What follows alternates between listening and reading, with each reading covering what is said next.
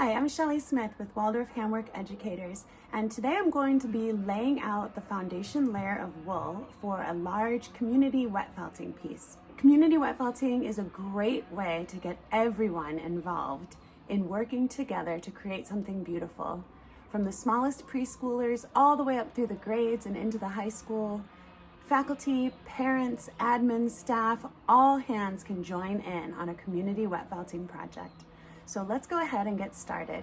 Before my group arrives, I'm going to lay out the foundation layer of wool. And I want to do this ahead of time to make sure that I'm setting everyone up for success and that basic foundation has been laid. And then when the group arrives, they can all take part in laying out the colors and creating the design and wet felting the actual piece. I'm working outside today, but you can absolutely do this project indoors. Just make sure you're in a space where you don't mind if the floors get wet.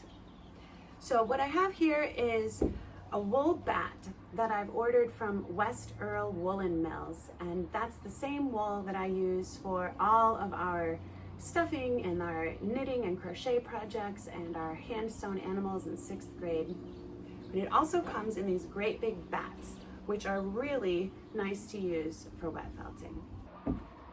For today's project, I'm working on just a basic folding table. It's 6 feet long by 2.5 feet wide. I've also done even bigger projects where I've put 2 tables together, so it's 6 feet by 5 feet. Any size will work, but for our purposes today, I'm working with 1 table.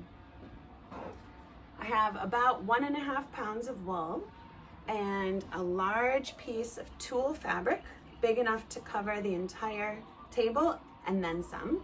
And I also have this optional bamboo mat. So this is just a basic like matchstick window shade that I got from the Goodwill store. This is an optional item, but it's really nice when you get to the final fulling stages of your felt if you have this to roll it up with. So if you are working with a sheet of bamboo, you would lay this down on the table ahead of time, so all the work happens on top of the bamboo. So what I have here is half a bat. This is about 1.5 pounds, and it's all rolled up nice and neat. You certainly can do this with roving, but it's going to be a lot more work. So I really recommend using a large bat to support you in this project. So I'm going to roll out this bat of wool and unfold it really carefully. If I look closely at the fibers, I can see that this has been gently folded before it was packaged and sent. So I'm going to try to just unfold it rather than tearing the wool apart.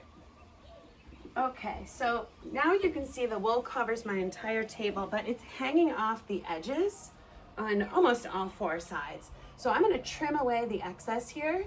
I know that once we get the wool wet, it's probably going to expand a little bit, and if it's already hanging over the edges, these pieces are just going to be drooping down and they won't be able to get felted. So I'm going to use my hand to press down on the table where I want the wool to tear, and then I can just pull right along that edge. No need for scissors, I'll just use my hands here. This is the better way to tear your wool.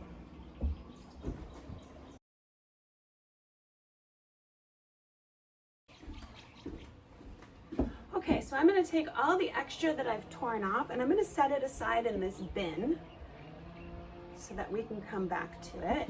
And now I need to test to see if my layers of wool are even.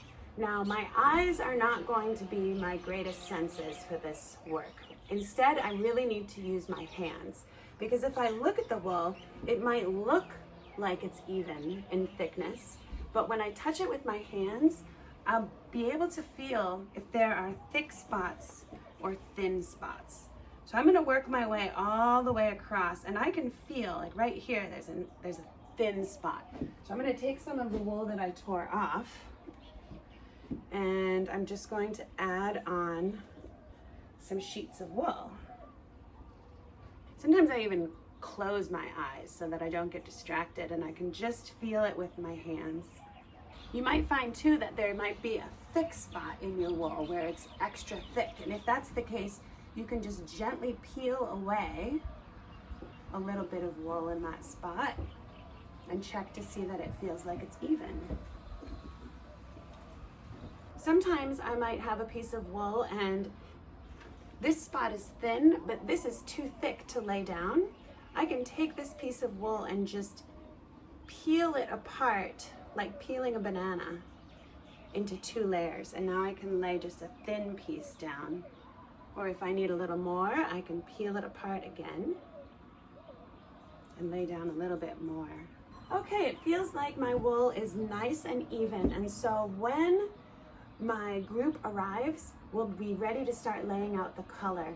And so in the meantime, I'm gonna go ahead and cover my wool with this large piece of tulle fabric here, just to make sure that it stays safe.